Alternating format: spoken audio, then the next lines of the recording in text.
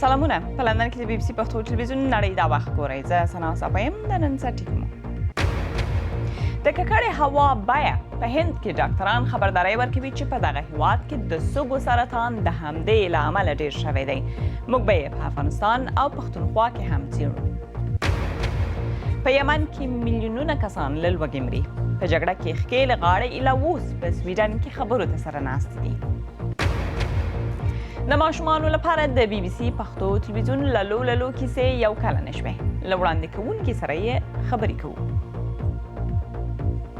خبرونه کې له دې ټولو سره د کرکټ راتلونکي ستوري په پاکستان کې افغان کډوالو سیالۍ پیل کړي دي چې بل راشد خان او محمد نبي ومومي. او لوبه یوه ده خو د انعام پیسې ځمکه او اسمان توپیر لري.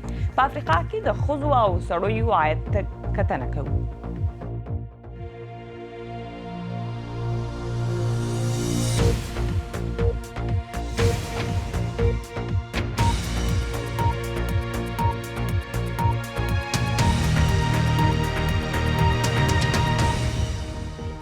ستړي مشئ. د BBC پښتو ټلویزیون نړۍ د وخت خپرونه هم دا اوس پر BBC پښتو راډیو او فیسبوک هم په ژوندۍ بڼه خپریږي. هلته یې هم لیدلی او اوریدلی شئ. په هند کې ډاکټران خبرداری ورکوي چې دغه هیواد د سږو سرطان وبا ډوله خپریږي. دوی وایي دلیل یې دا دی چې په ټول هند کې هوا ډیره بده ککړه ده. د یوې څېړنې د شمیرو له مخې په پلازمینې ډیلي کې د سږو سرطان پیښې په تیرو 25 کلونو کې 50% ډېرې شوي دي. دغلته جراحان وایي تر پخوا اوس ډېر ځوان خلک ویني چې د سږو سرطان لري. په افغانستان کې به د هوا پر ککړتیا لږ وروسته وغږیږو. لومړی د هند پر لور. په هندوستان کې ټیکسي موټر د دې هیواد په اقتصاد کې ونډه لري، خو دغلته د منوج کمار په څیر د رکشاو خاوندان یې لوړه بیه پرې کوي. د ورځې 14 ساعته د ډهلي په ککړې هوا کې رکشا چلوي. دا په ورځ کې د 60 سګرټو له څښلو سره برابر دی. زه ښه پوهیږم چې دا کار مې د صحت لپاره ښه نه دی، خو زه پیسو ته اړتیا لرم. همدا لویه ستونزه ده. سګرټ څکل، سپورت کول او د ژوند کولو بڼه د سرطان ناروغۍ په ګراف کې رول لري. خو څېړنې د ککړې هوا او سږو د سرطان ترمنځ مخامخ اړیکه ښیي چې لامل یې د سرطان پیښې ډېرې شوې دي. نن دلته په ډهلي کې د هوا ککړتیا څه باندې 300 درجې ده. دومره ککړتیا د صحت لپاره ښه نه ده، خو دا کچه لا پسې ډېرېږي. دلته د سږو متخصص ډاکټران وایي دوی د هوا د ککړتیا اغیزې ویني او هغه دا چې نه یوازې د سرطان ناروغۍ پیښې ډېرې شوي، بلکې د پخوا پرتله ځوانان هم پرې ډېر اخته کیږي. نن حالت داسې دی چې موږ د هغو کسانو په سږو کې هم د سرطان نښې وینو چې سګرټ نه څکوي. زما لپاره دا حیرانونکې ده، په ځانګړې توګه د هغو کسانو په سږو کې دا نښې وي چې د ډیلي ښار اوسیدونکي دي. دلته یوه څېړنه چې په ترڅ کې یې د 25 کلونو معلومات څېړل شوي ښیي چې د 1988 نه تر 2012 کال پورې د سږو د سرطان پیښې 50% ډېرې شوي دي. د اتول جاین له سینې نه تازه یو تومور لرې کړی شو. د ګالف د توپ هومره دا تومور په 2015 کال کې تشخیص شوی و. 41 کلن جاین وایي د هیڅ کله سګرټ نه دي څکلي، خو ګمان کوي چې د هوا د ککړتیا له امله په سرطان ناروغۍ اخته شوی و. ډاکټران ورته ویل ناروغي د یا د هوا د ککړتیا له امله پیدا شوی او یا هم د سګرټ څکولو له امله. خو زه بیخي سګرټ نه څکم. زما ماشوم هم پرې اخته شوی دی. د روغتیا نړیوال سازمان وایي په نړۍ کې 90% وګړي ککړه هوا تنفس کوي او هر کال په هندوستان کې څه باندې 1 میلیون کسان له وخته مخکې د ککړې هوا له امله مري. په ډهلي کې ډاکټران وایي دوی اوس د سږو د سرطان له یو وبا سره مخامخ دي او اندېښنه یې دا ده چې هغه میلیونونه وګړي چې اوس په ډهلي کې ککړه هوا تنفس کوي ښایي په راتلونکو لسیزو کې د سږو په سرطان اخته شي. د افغانستان او پښتونخوا په ښارونو کې هوا د ژمي په ورځو شپو کې لا ډېره ککړې وي. په دې اړه له یوه کارپوه سره همدا شیبه خبرې کوو. له کابله د چاپیریال ساتنې کارپوه مریالی مومند راسره سټوډیو ته وصل دی. ستړی مه شئ مومند صاحب، ښه راغلی خپرونې ته. په افغانستان کې د ژمي په شپو ورځو کې هوا ولې ډېره ککړه وي؟ دلایل یې څه دي؟ سلام علیکم صفای صاحب، زه هم خپل سلامونه تاسو او د بي بي سي تلویزیون ټولو کارمندانو او لیدونکو ته وړاندې کوم. د هوا د ککړتیا لامل په افغانستان کې دوه لامله کېدلی شي چې یو د انساني فعالیتونو له وجې او بل د خود اتموسفیر کې د بایوسفیر په سطحه کې چې کوم تغییرات منځته راځي هغه د تمپریچر انورژن یا د تمپریچر د بدلون د حرارت له وجې کولی شي چې تغییرات پکې راځي چې دا بدلونونه په ژمي کې زیاتیږي او د هوا ککړتیا کې ډیر زیات منفي اغیزه لرلی شي چې انساني فعالیتونه کوم یو دي مومن صاحب؟ زیاتره هغه انساني فعالیتونه چون د افغانستان د اقتصاد وضعیت ښه نه ده، زیاتره خلک د جامدو موادو څخه لکه زغال یا لکه لرګي نور د سون لپاره دونه استفاده کوي او دغه انساني فعالیتونه چې موږ کله په کابل کې مقایسه کوو نو په کابل کې 10 تر 40% پورې د هوا په ککړتیا کې خپل رول لري. یعنی په افغانستان کې په کورونو کې سکاره او ټایرونو ته ورته دومره ډیر مواد سوځول کیږي چې د ټول ښار هوا ورسره ککړه وي؟ په ژمي کې دا واقعیت همداسې کوي ځکه چې په کابل ښار کې تر 4 میلیونو ډیر زیات نفوس ژوند کوي او زمان د خلکو د اقتصاد وضعیت ښه نه ده او هغه فقیره طبقه ډیر همدغو سخن موادو ته لاس اچوي چې هم په اسانه لاسته ورځي او هم همدارنګه په قیمت کې ورته ارزانه لویږي. کله چې دوی په هند کې ډاکټران وایي چې همدغه د هوا ککړوالی ډیر بیلابیل ډولونه سرطانونه پیدا کوي. خلک څه وایي په افغانستان غوندې ټولنې کې په افغانستان کې د افغانستان په ښارونو کې څه ډول مواد وسوځوي چې ښار ورسره ککړ نشي او دوی ته یې هم تاوان ډیر نه وي؟ له هر څه د مخې دوی باید د سخن موادو په استعمال کې کموالی راولي او د نورو طریقو نه لکه د ګرمو جامو د اغوستلو نه او یا په کورونو کې کله چې دوی د سهار له طرفه یا مازدیګر له طرفه یا ورې د سکرو نه یا هم د نورو سخن موادو نه کار اخلي هغه حرارت تر یوه اندازه پورې په خپلو کورونو کې وساتي تر څو له دغه انډور پلوشن یا د کور دننه چې کوم ککړتیا منځته راځي او یا فضا ته چې کوم انتشارات کوي له هغه نه جلوګیري وکړي. یعنې تاسو وایئ د دې په ځای چې په کورونو کې یو څه وسوځوي داسې جامې دې واغوندي چې هغه تودې وي او ډېر سونتوکي دې نه کاروي. بله دا هغه طریقې دي چې د فقیرو ممالکو لپاره د چاپیریال ساتنې متخصصینې وړاندې کوي. دا نه تنها چې د دوی په صحت کې مثبت بدلون راولي همزمان په ټولنه کې او په خود ټولنه کې په د هوا په ککړتیا کې کموالی راولي او دا کولی شي چې مثبت رول ولوبوي. ډېره مننه کور بودان ژوندی اوسئ چې په خپرونه کې مو برخه راسره واخیسته. نو که تاسې په دې اړه مننه له تاسو هم چنان کور ودان نو که تاسې په دې اړه نور معلومات غواړئ کولی شئ زموږ ویبپاڼې ته سر ورښکاره کړئ پر BBC پښتو ټکي کام مې په پوره ډول لیدلی لوستلی او اورېدلی شئ پاته پر سکرین باندې هم ګورئ BBC پښتو ټکی کام. اوس هم یو څو نور لنډ خبرونه. د امریکا لوړپوړی جنرال جوزف ډانفورد وایي امریکایي سرتیري باید په افغانستان کې پاتې شي چې پر امریکا د ترهګریزو بریدونو مخه ونیسي. ښاغلی ډانفورد دا خبرې په داسې وخت کې کوي چې د ولسمشر ډانلډ ټرمپ ادارې د افغان حکومت او طالبانو ترمنځ د سولې خبرې ګړندۍ کړي دي. د کاناډا لومړي وزیر جاسټین ټروډو ویلي دي حکومت یې د چینایي مخابراتي شرکت هواوی د یوې مشرې په نیولو کې هیڅ لاس نه درلود. خپله دغه کمپنۍ وایي میرمن مینګ وانډرو هیڅ غیر قانوني کار نه دی کړی. د امریکا ته د سپارلو په غوښتنه د میرمن په کاناډا کې نیول شوې ده. تر اوسه د دې د نیولو جزئیات نه دي ورکړل شوي. په جرمني کې نن د چانسلرې انګیلا مرکل ګوند د کریسچن ډیموکرات غړي سره راټولیږي چې د دې ګوند د مشرې میرمن مرکل ځایناستی وټاکي. د ګوند مشرۍ ته په سیالۍ کې 2 کسان مخکې دي. یوه یې انا ګارث کرامپ کارن باور ده او بل فریدریک میرز دی. د اوسنۍ چانسلرې انګیلا مرکل انا ګارث کرامپ کارن باور ډېره خوښه ده. د بشري حقونو څار اداره وایي داسې د باور وړ راپورټونه ورته رسیدلي دي چې ښیي په سعودي کې د ښځو حقونو 4مه فعاله هم په زندان کې شکنجه شوې وه. وړاندې هم سعودي د هغو دریو ښځو د شکنجې او جنسي ځورولو په اړه رپورټونه رد کړي وو چې سږ کال نیول شوي وي. او د روغتیا نړیوال سازمان غږ کړی دی چې په ترافیکي پیښو کې د مرګ ژوبلې کمولو لپاره باید لاس په کار شو. د دوی یو نوی رپورټ وایي هر کال څه باندې 1 میلیون خلک پر سړکونو وژل کیږي، یعنی په هرو 24 ثانیو کې یو کس. WHO وایي دا د سفر لپاره تر ټولو لوړه بیه ده چې موږ یې ورکوو او پرې کوو. د یمن په جګړه کې ښکېلې غاړې د سولې خبرو لپاره له پنجشنبې راهیسې په سویډن کې سره راټولې شوي دي.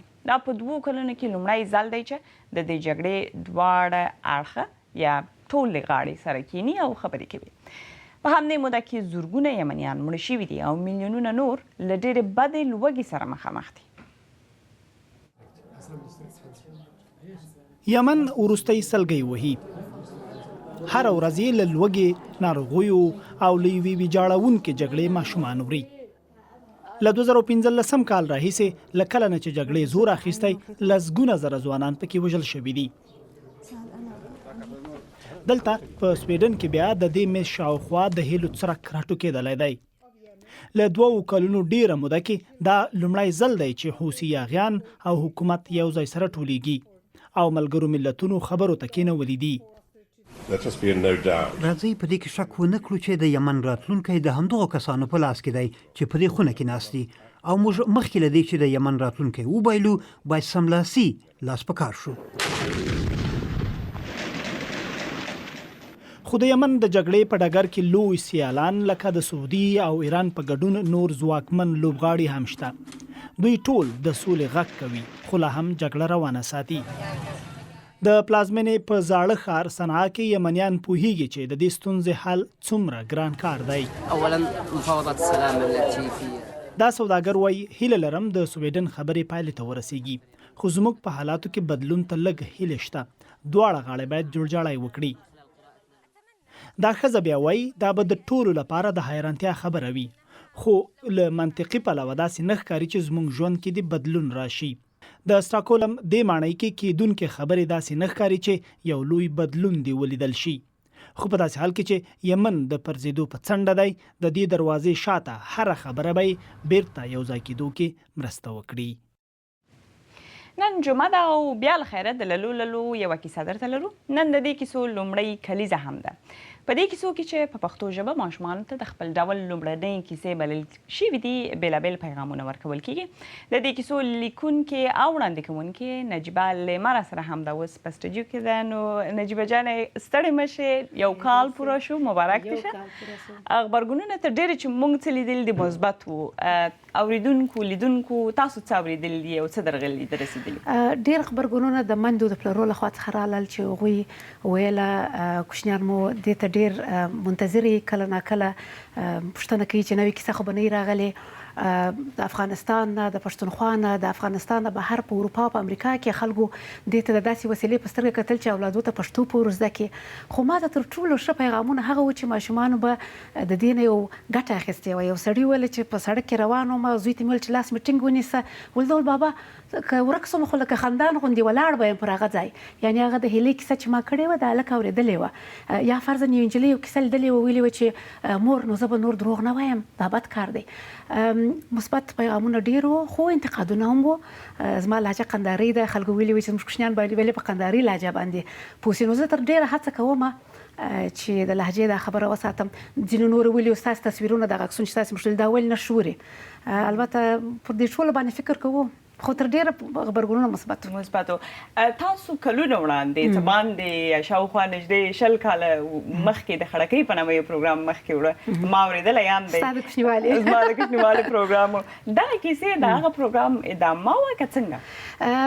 ښه لیکنه خو په هر ډول چې د کوچنیانو لپاره ادامه وه. ما کله چې اسماعیل میاخیل زما نه وغوښتل چې راسه او کیسې ولیکه، ما ته یې په مشخصه توګه ویل چې دا ټلویزیوني کیسې دي، د 15 کلن ماشوم لپاره دي دي او د خوب پر وخت ویل کیږي، یعنی په دې کې ته داسې د هیجان ډکې خبرې نه سې کولی، دا به داسې چې په اخر کې ته یو ماشوم ویدوي.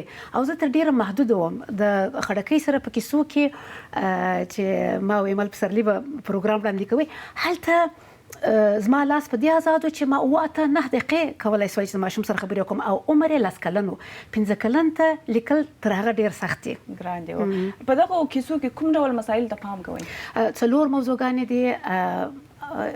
یو خو صحت دی، لاسونه دې مینځه، غاښونه دې مینځه، ځان خوندي ساته، په اور لاس مه وهه، د باندې که یو چا درته ویل چې راسه تره دې مور سره ځه، اخلاقي مسایل، پر خوار غریب مه خانده، او تعلیم، مکتب وایه، درس ښه دی. 4 موضوعګانو ته موږ پاملرنه کوو. او زه دا هڅه کوم چې هره اونۍ یوه اونۍ د الکوان دپاره کیسه، یوه اونۍ د نجون دپاره، ځکه چې د دوی نړۍ هم یو د بل سره بیله ده. توازن پکې وساتئ. ډېره مننه نجیبه جانې کورمودان چې خپرونې ته راغلی. نو د للو د نن له کیسې وروسته به د بي بي سي پر پښتو فیسبوک باندې هم له نجیبې لیمې سره خبرې وکړو. که پوښتنه لرئ سر له اوسه یې د بي بي سي پښتو فیسبوک پاڼې ته راولېږئ چې بیا یې زه ورسره شریکې کړم. نو للو کیسو ته وروسته ورځو، اوس هم د لوبو خبرونه.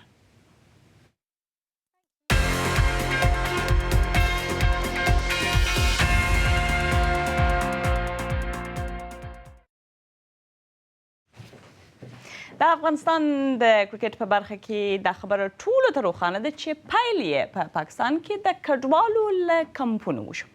که څه هم اوس کرکټ خپله په افغانستان کې غوړېدلی او نوي ستوري په وطن کې دننه لوبې کوي، خو په پاکستان کې لا هم شاوخوا 2 میلیونه افغان کډوال شته.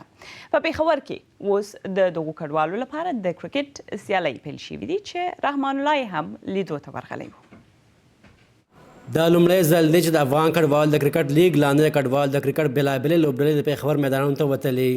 د کرکټ په دې لیګ کې ټول 10 لوبډلې برخه اخلي.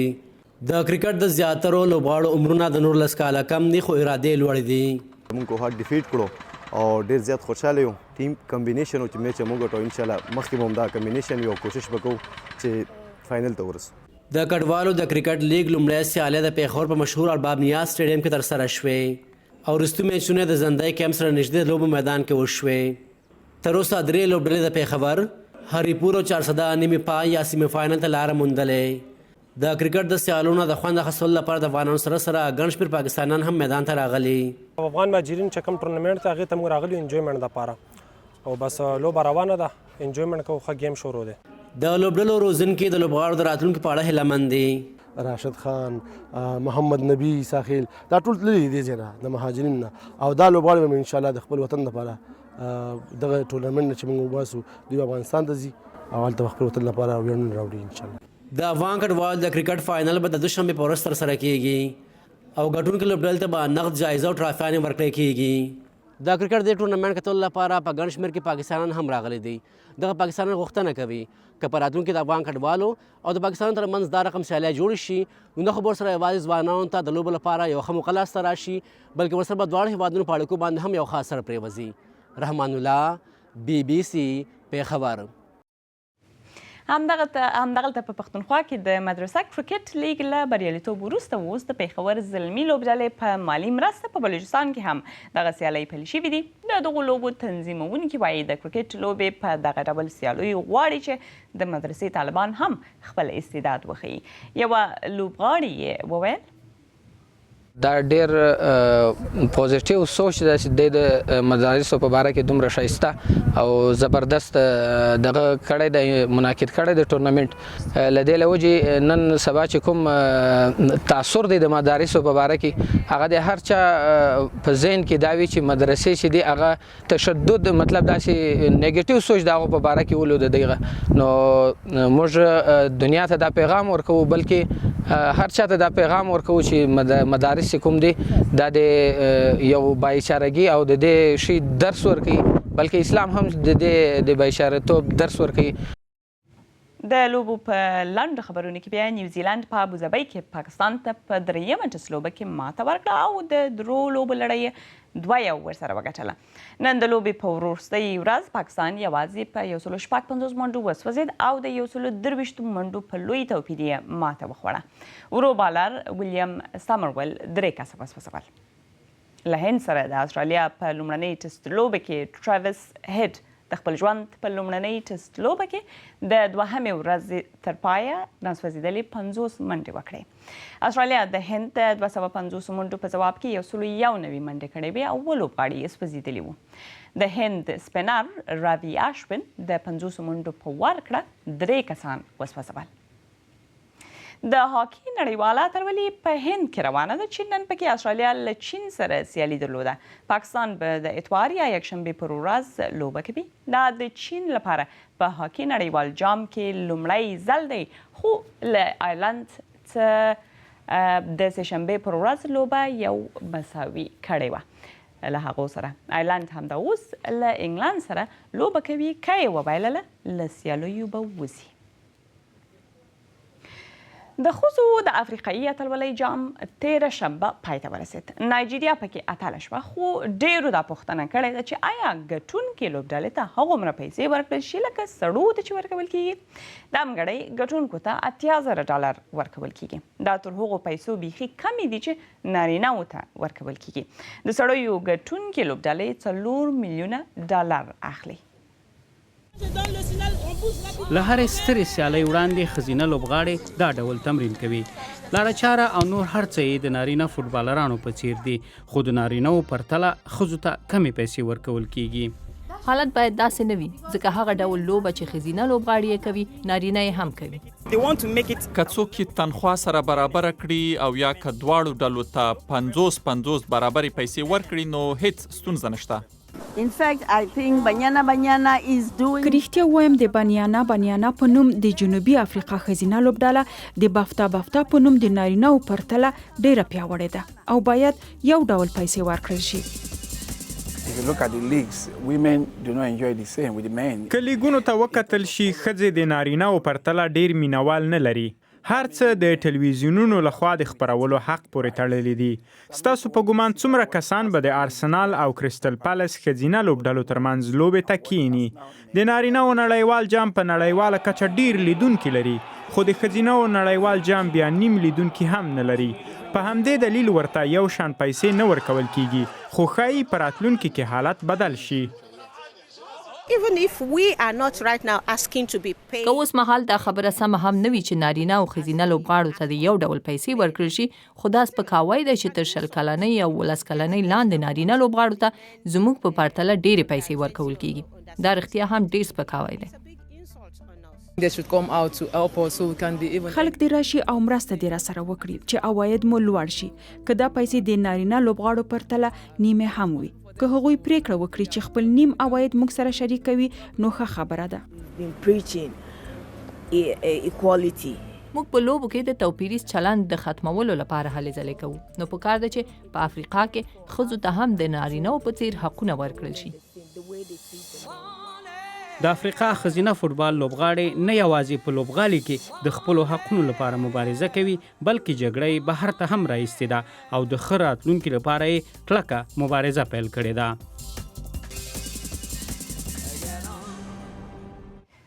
په تلو کې درځئ په منډه د چین شمال ختیځ ته ولاړ شو. دا د سانګهوا سیند دی، له ډېرې سړې هوا کنګل شوی دی. له همدې ځایه به یخی وړل کیږي چې په هاربن کې د نړۍ په کچه د یخي تر ټولو لوی فیسټیوال ته ترې مجسمې جوړې شي. له یخي او واورې جوړو مجسمو نړیوال فیسټیوال هر کال همدغلته په هاربن کې جوړیږي.